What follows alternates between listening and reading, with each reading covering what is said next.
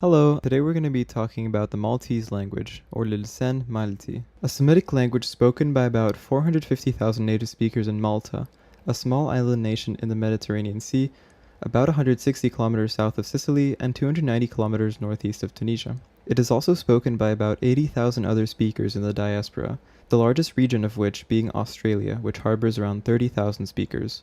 Most Maltese speakers are natives, since Maltese is not commonly learned as a second language. Maltese speakers are often also proficient in English and to a lesser extent Italian and French. To be more specific about its classification, Maltese belongs to the Afroasiatic macro family, a group of about 400 languages spoken throughout North and West Africa, parts of the Sahara, the Sahel, and the Middle East, making it ultimately related to languages like Arabic, Tamazight, Hebrew, and Hausa.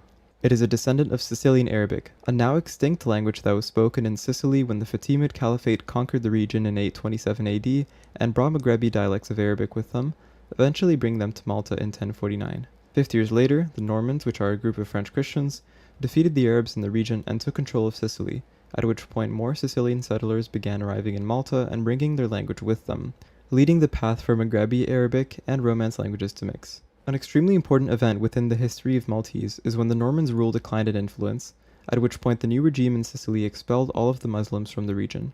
This had the effect of reducing the influence of Quranic Arabic as an ideal Arabic, the role it plays in the Muslim Arabic-speaking world. This gave Maltese much more of an opportunity to diverge, since in the aforementioned parts of the world, Quranic Arabic or Fusha, being so widespread, often reduced the susceptibility of certain varieties to change, since there was always a sort of standard language present in the lives of Arabic speakers. The Knights of St. John's regime made Italian the official language of Malta, which remained so until 1934, resulting in the large amount of Italian vocabulary we see in the language today. Malta was also a British protectorate from 1800 to 1956, which is where its English vocabulary comes from. As a result, Maltese's vocabulary is about 1/3 Arabic in origin, 1/2 Italian and Sicilian, and the rest is mostly from English, French, other Romance languages, Persian, or Turkish, to name a few. It's worth knowing, though, that the 1/2 Italian and Sicilian grammar is often primarily seen in academic or legal settings. Day-to-day conversation and generally closed-class words like pronouns, questions, etc. mostly use words of Arabic origin. Even though 2/3 of the vocabulary isn't Arabic in origin, Maltese remains considered a Semitic language because of its structure. Maltese's morphology is mostly non-concatenative, meaning that it doesn't always involve affixing morphemes together sequentially like we do in a language like English, rather making extensive use of triliteral roots, often made up of consonants, permeated with transfixes, often vowels, to specify meaning. For example, the consonantal root or template fa, ta, ha primarily relates to opening, which comes from the word fataha in Arabic. Pay attention to how those three consonants say in the word with different vowels between them, changing the word's meaning. Fetah is the verb to open, as in yenftah titi'a, I open the window. Fetha is an opening, the noun of the verb fetah, as in badatil alolya sakem sabruhu fetha tasewesa. A muftih is a key, a tool that's used to open things. Shon harij al-muftih bish yiftah al-bib. Sean took out the key to open the door. One thing that really shocked me about Maltese is that it often attempts to adapt loanwords to this non-concatenative root system. For example, the plural of regina from Italian regina isn't reginiet, as some native speakers tend to think through analogy with some other feminine words like becoming omiet, but rather regeyan to match a common plural pattern formed in native feminine nouns such as meida from Arabic ma'ida becoming muwayyid, meaning tables. As for typology, Maltese primarily follows subject-verb-object word order, like in our example sentence, marks both the agent and patient on verbs, as in wiseitum, I warned them, a process known as polypersonal agreement, and is noun head initial. Here's some example sentences. Din hiya hajja li tawadni.